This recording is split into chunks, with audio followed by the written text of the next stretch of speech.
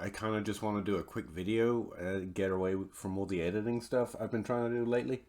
So yeah, I was just on Twitter, as is pretty much all I do when I'm not talking to you guys. Basically, reply farming. Tactic I noticed from a few people that I was aware of the last couple of years is, instead of offering advice or information or links or funny jokes on Twitter, just ask questions. Ask questions people want to answer, because more people want to tell you what they think than want to hear what you think, especially when they don't necessarily know you. More I like talking to people about Dynasty, just full disclosure, I enjoy that. And so Twitter's always been a place for me, but share information and links and interesting work, for sure. But mostly it's, I scroll my timeline looking for people saying things I disagree with, or interesting things I don't know, and then I try to engage to understand. In fact, but since everything that's gone on Twitter is, my feed is now mostly just promotional tweets and requests to maybe, would you like to engage in this marketing opportunity in my DMs? And I don't. So I've taken to this tactic to try to find people to engage with. So yeah, I'm basically asking who people most want to trade away if they are rostering anyone, and I offer my suggestion of Jahan Dotson. This does two things. It gives everyone a chance to tell you exactly who you are too high on, probably, and to get mad at me about Jahan Dotson. Do you have the time? Again, I had a lot of interesting conversations in that thread, met some new people that I'm really interested to meet, so it worked from my end. But some of the Jahan. So I couldn't actually believe Jahan Dotson's ADP, and that's what prompted me to put him in that tweet. Again, you can go watch my rookie profiles if you want from the off season. We're spiraling fast towards the time I'm going to be doing it for the next class anyway, so that might be a good thing to check out. But he profiled to me as someone with a decent skill set, played largely on the outside, inside versus wide snaps. He has a big disparity in his wide split stats. Now that I'm adding PFF data, I can actually put numbers to that somewhat, which is kind of cool. And over the last since week 12, he's had like a 20% target share in the NFL, and has scored lots of fantasy points for people. And now he's ranked in this tier. Now, is it fair of me to not like Jahan Dotson because he really only did it since week 12? Well, kind of. Rookies score more and do more towards the later half of a rookie season consistently. It's a single group of players that we can be sure are more likely to score higher points per game, and he has been really good down the stretch. Now, it doesn't take a lot of reading through the transcript or watching the games, I guess, if you choose to do that, to recognize that he's catching a lot or a significant number of 60-yard football touchdowns, and his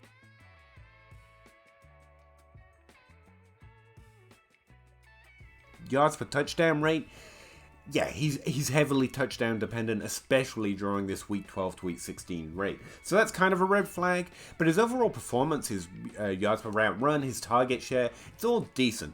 And I will say I have been thoroughly impressed. I have risen in my value of Jahan Dotson. I kind of understand why he's being ranked here.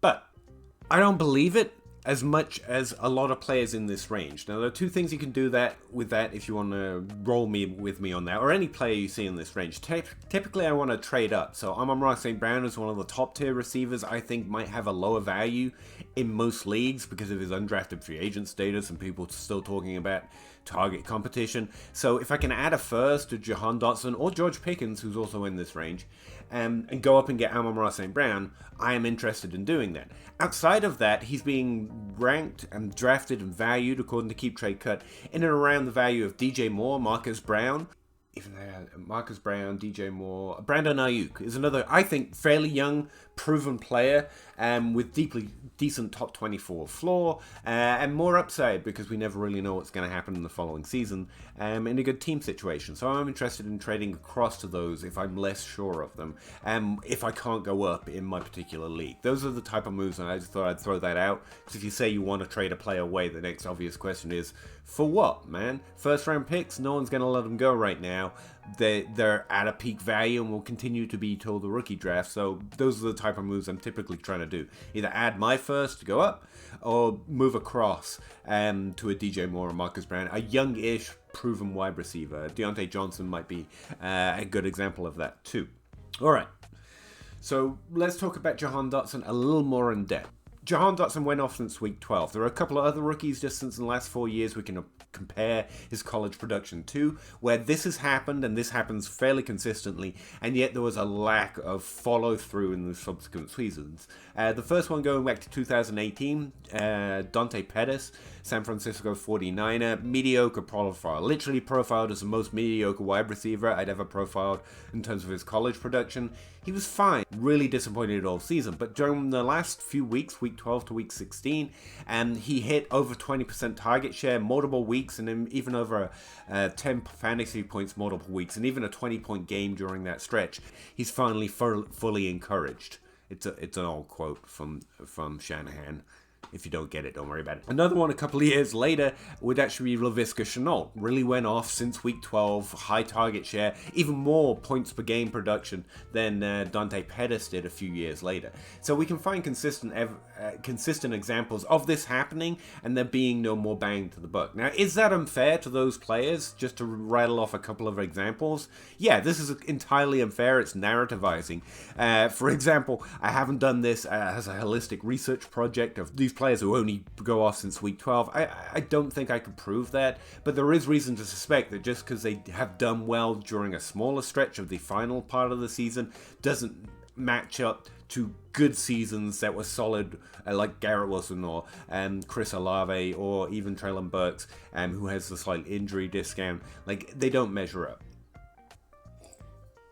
Jahan Dotson's target share has been decent, and it has. To be clear, I'm being slightly unfair by comparing him to Shenault and comparing him to Pettis, because it's not a holistic thing, it's more of a narrativization thing. I've seen this before, so I'm a little sus on it.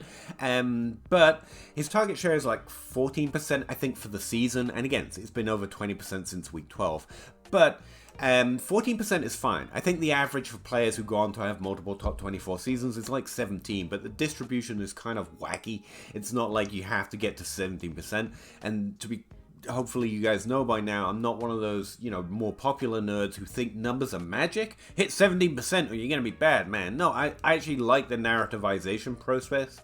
The idea of putting context into their season by accepting that Treylon Burks was injured, by accepting that Jahan Dotson had a really great stretch to the end of his rookie season. That is different than just not hitting a 17% target share. If I can add a first and go up to that top tier of young-ish, yet proven, yet not Justin Jefferson wide receiver, all day, every day. And if I can trade across and maybe add a plus to an older player who people are slightly tired of or bored of waiting for them to do it for a whole season, like Marcus Brown, DJ Moore, and Brandon Ayuk, or even Dante Johnson, then I'll do that too. So yeah, I just wanted to talk about this thread for you guys and why I listed Jahan Dotson.